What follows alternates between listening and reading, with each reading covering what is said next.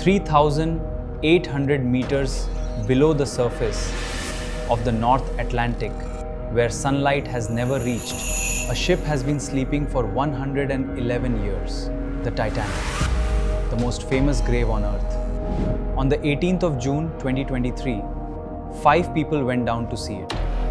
None of them came back. This is not a story about engineering. It is not a story about a company or a submarine or a regulatory failure, though it is all of those things too.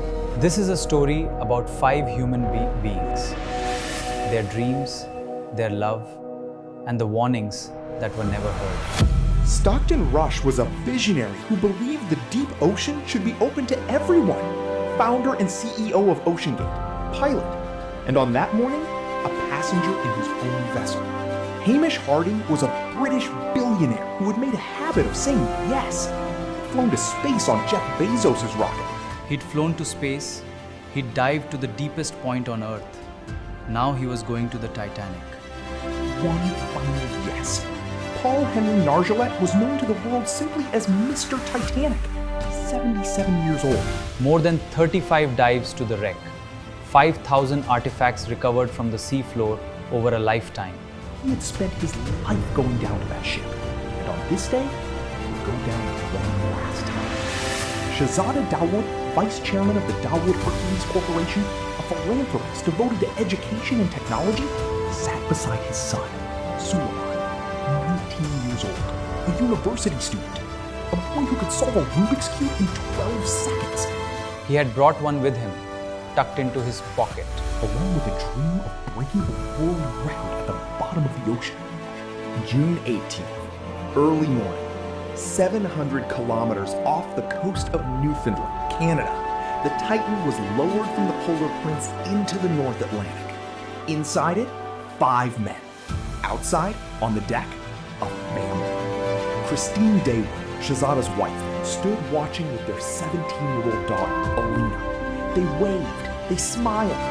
Christine would say later, in an interview the world struggled to listen to without breaking, Shahzada was so excited to go down. He was like a little child. At 9:19 in the morning, the first communications check was completed, and the Titan began its descent. 30 meters per minute into the dark. But there is a detail about this journey that stops you cold when you hear it. That seat, Suleiman's seat, was not supposed to be his. The family had planned this trip years earlier, before the pandemic shut the world down. It was supposed to be Shahzada and Christine together, but Christine stepped aside. I gave my place to Suleiman because he really wanted to go, she told the BBC. What she could not have known was what Suleiman had confided to a relative in the days before the dive.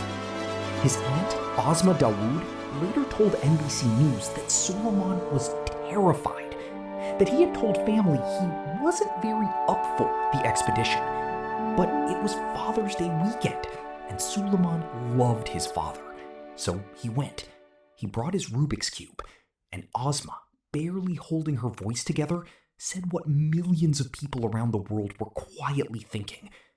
I am thinking of Suleiman, who is 19, in there, just perhaps gasping for breath.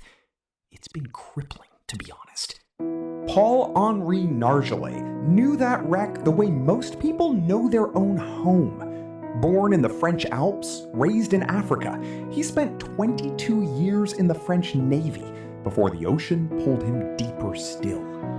He led the first recovery expedition to the Titanic in 1987. He oversaw the retrieval of 5,000 artifacts.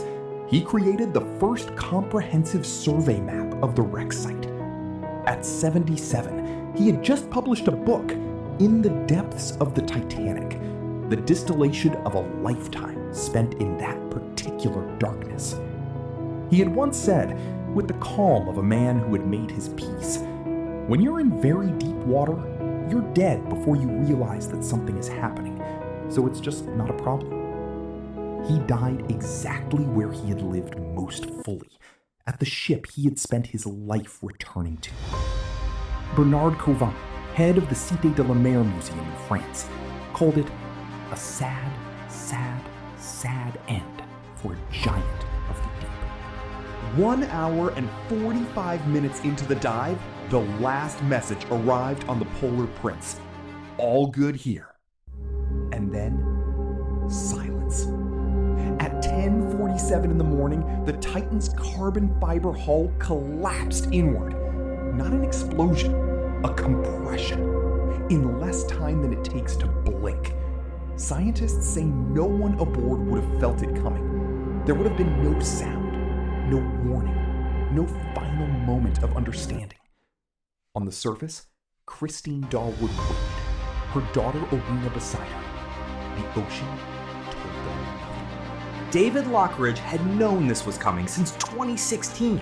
As OceanGate's director of marine operations, he had watched the Titan being built piece by piece. And piece by piece, he saw what others refused to see. Every single piece had an issue, he later said. It was like Swiss cheese. He compiled a detailed safety report. He presented it to leadership.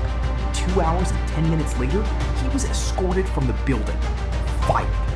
OceanGate threatened, sued him, told him he would contact his previous employers, immigration authorities, and former spouses if he did not withdraw his safety complaint.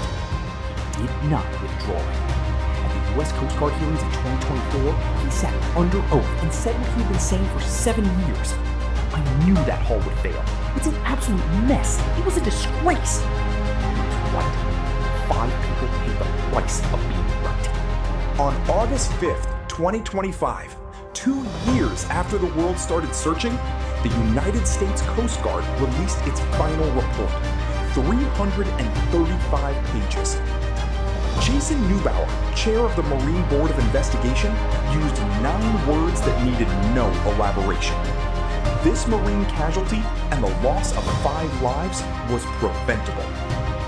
8 primary engineering failures, a toxic workplace culture, safety repeatedly sacrificed for profit. OceanGate had spent years leveraging intimidation tactics and exploiting regulatory confusion to operate entirely outside established deep-sea protocols. Had Stockton Rush survived, the Coast Guard said it would have recommended criminal charges.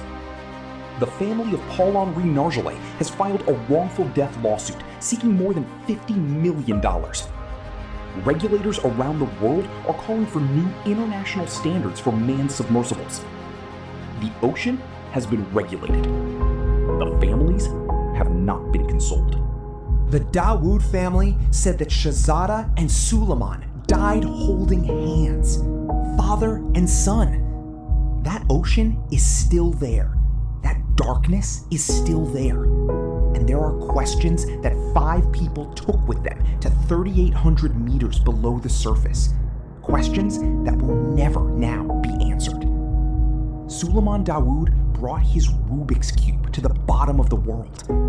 He never got to solve it.